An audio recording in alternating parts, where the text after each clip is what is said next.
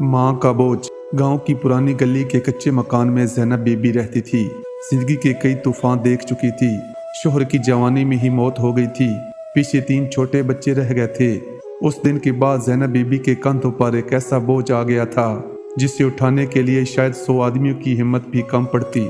वो दिन रात मेहनत करती, कभी किसी के घर झाड़ू देती, कभी खेतों में मजदूरी करती, कभी कपड़े सी कर पैसे कमाती। पैरों में छाले, हाथों पर छाले, चेहरे पर झुर्रियाँ, मगर लबों पर हमेशा सब्र की मुस्कुराहट होती।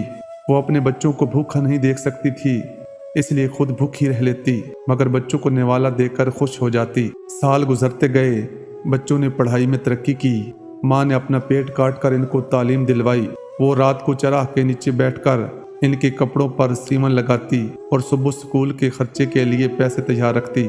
एक एक करके बच्चे बड़े हुए, तालीम मुकम्मल की और नौकरियां हासिल कर लीं। ज़ैनब बीबी के दिल को सुकून मिला कि अब उसकी मेहनत रायगा नहीं गई है।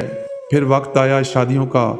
माँ ने अपनी चादर बेचकर जहेज बनाया, अपनी चूड़ियाँ बेचकर वलीमे के अखराजात उठाए। जब जब किसी ने कहा बहू के बगैर घर नहीं बनता, तो माँ ने खुशी खुशी बेटों के हाथ पीले कर दिए। लेकिन शादी के बाद मंजर बदलने लगा। पहले बेटे ने कहा, अम्मा बीवी कहती है कि छोटे घर में सब नहीं रह सकते, आप कुछ दिन छोटे भाई के पास रह लें। माँ ने कुछ नहीं कहा।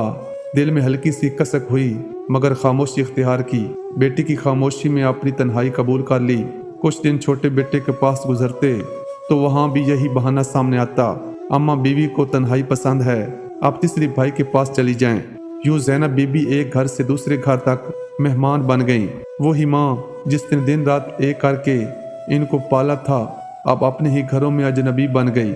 आखिरकार एक दिन सब बेटों ने बैठकर फैसला किया कि अम्मा को अलग रहने दिए जाए। हर बेटे ने कुछ पैसे देने की जिम्मेदारी ले ली ताकि अम्मा की जरूरियात पूरी हो सके।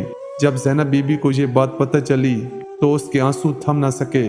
उसने कहा, मैंने तुम्हें कभी पेट भर कर खिलाया, कभी तुम्हारी तालीम के लिए अपनी भूख बर्दाश्त की, तुम्हें एक नींद कुर्बान करके परवान चढ़ाया, तुम्हारी एक एक ज़रूरत पूरी की, और आज तुम सबको मेरी सांसें बोझ लगने लगी हैं। बेटे सर झुकाकर खामोश खड़े थे, मगर किसी में हिम्मत न थी कि अपनी माँ को दिल से गले लगा सके। ज़ैनब बीबी उस दिन अपने कमरे में देर तक रोती रही। उसने बिस्तर पर बैठकर अल्लाह से दुआ की, या अल्लाह, मैं अपने माँ बाप की खिदमत न कर सकी, तूने मुझे 3 बेटे दिए ताकि बुढ़ापे का सहारा हो, मगर ये भी मुझे बोझ समझने लगे। या अल्लाह, मुझे सब्र दे और मेरी औलाद को हदायत दे। अगले दिन गांव वालों ने देखा कि ज़ैनब बीबी दरवाजे के सामने चारपाई पर खामोश पड़ी है। उसके चेहरे पर एक अजीब सुकून था।